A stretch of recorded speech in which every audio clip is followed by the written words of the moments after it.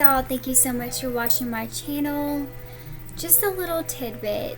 Over 90,000 people go missing every single year. And that's just in America alone.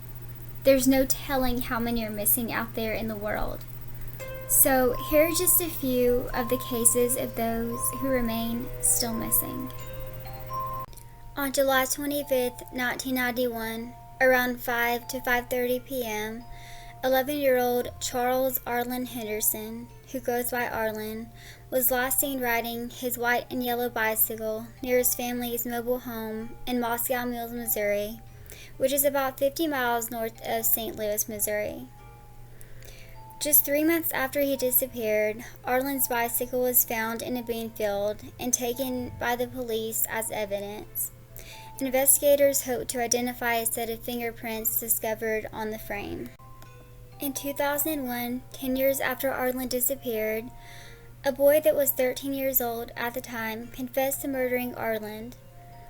The boy was apparently involved in drug activity in 1991 with two brothers that went by the last name Gibson.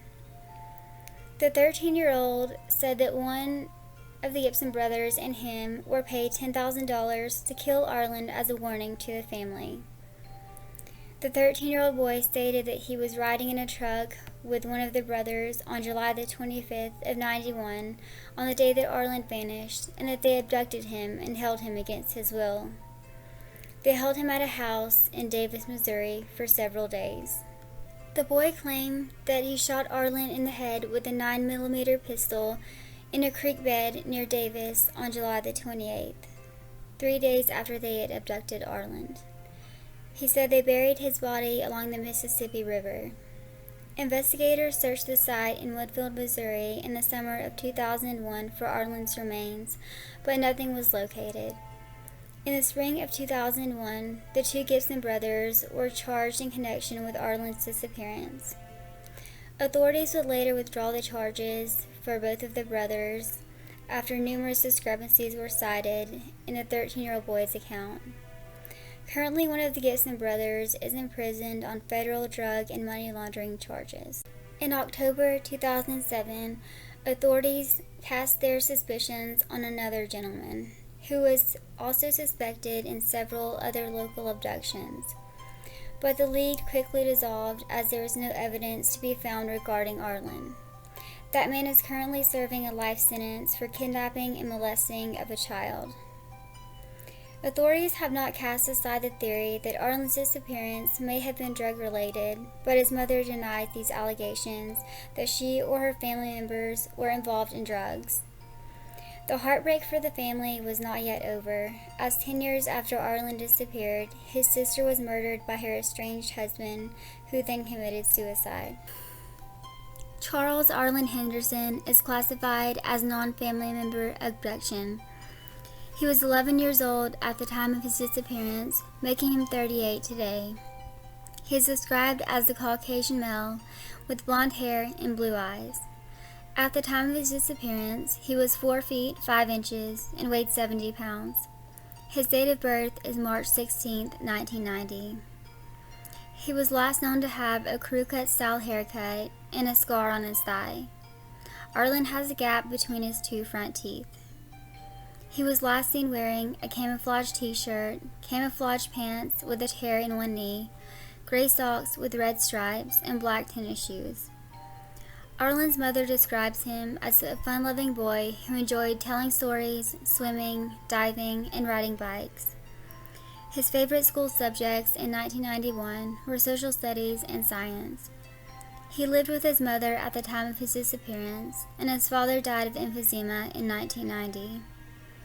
Arlin's mother still lives in the same mobile home park where her son used to live, but just in a different mobile home.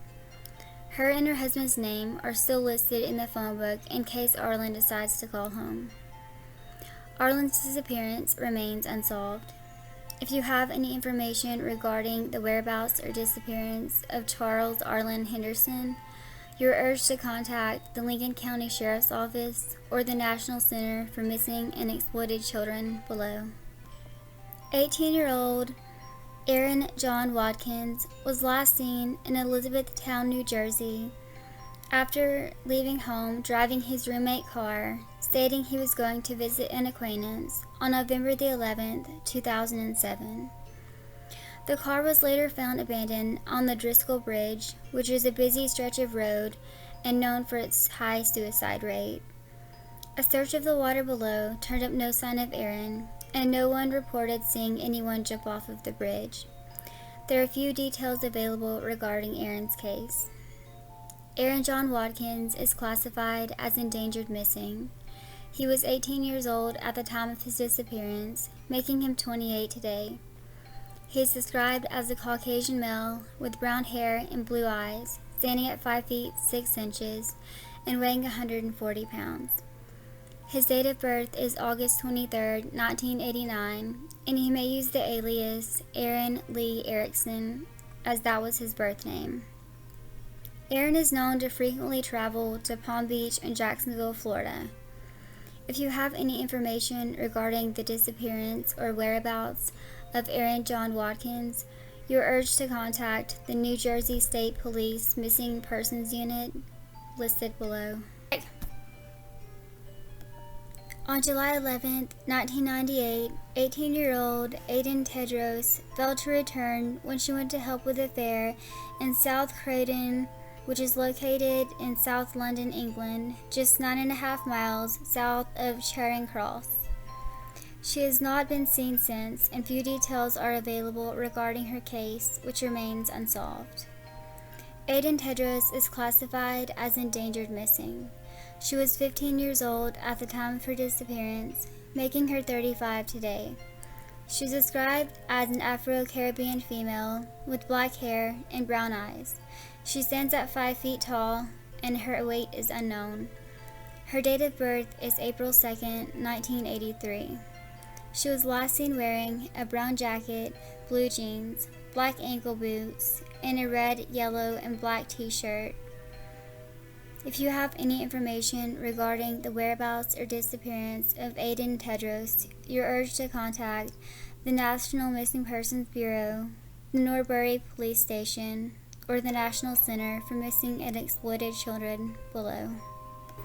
Thank y'all so much for watching my video. I have finally gotten the link fixed for the one-time PayPal donation. It is below. Also, if you want to join my Patreon, you can. I really am not good with working with it, but that's fine. You do have to have a PayPal link, I believe, to be able to donate to me, but it's all up to you. Just the fact that y'all are watching, I'm so appreciative. Don't forget to like, subscribe, and share so we can get these cases out there in the public eye and possibly give somebody their name back and help find the missing. I will catch you guys on my next video.